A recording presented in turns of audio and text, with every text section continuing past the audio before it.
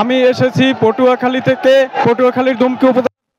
শুধু আমি নয়, আমি সহ আরও প্রায় হাজার হাজার শিক্ষক আমরা পটুয়াখালী জেলা থেকে এসেছি লঞ্চ যোগে।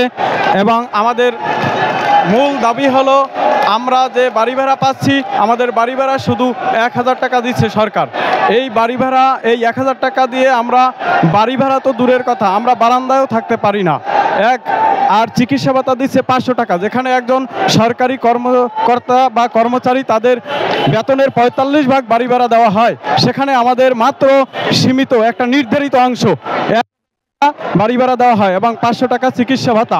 এছাড়া আমরা আমাদের বেসরকারি শিক্ষক ব্যবস্থা, এমপিওভুক্ত শিক্ষক ব্যবস্থাকে জাতীয়করণ করার প্রত্যাশায় আমরা এই সম্মেলনে এসেছি। আমাদের এত বড় শিক্ষক সমাবেশ বাংলাদেশে আর কখনো হয়নি। আমরা সবাই আশা করব আমাদের জাতীয়করণ প্রত্যাশী জোট, আমরা আমাদের জাতীয়করণ নিয়ে আমরা বাড়ি ফিরব। আমি বরিশাল বিভাগের পটুয়াখালী জেলা দুমকি উপজেলা থেকে এসেছি।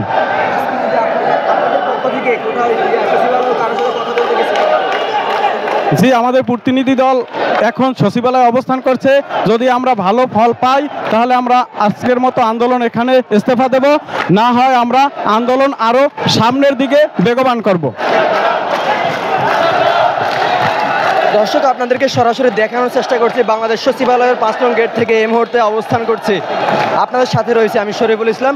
দর্শক, আপনারা জানেন বাংলাদেশের বেসরকারি শিক্ষা প্রতিষ্ঠানের শিক্ষকরা আজ সকাল থেকে তারা এখানে এসে তারা তাদের দাবি জানাতে এসে তারা আন্দোলন করে যাচ্ছেন এবং বিক্ষোভ সমাবেশ করে যাচ্ছেন। দর্শক, আপনাদেরকে সরাসরি দেখানোর চেষ্টা করছি বাংলাদেশ সচিবালয় থেকে। আপনাদের সাথে রয়েছি আমি শরীফুল ইসলাম, লিডিং নিউজ।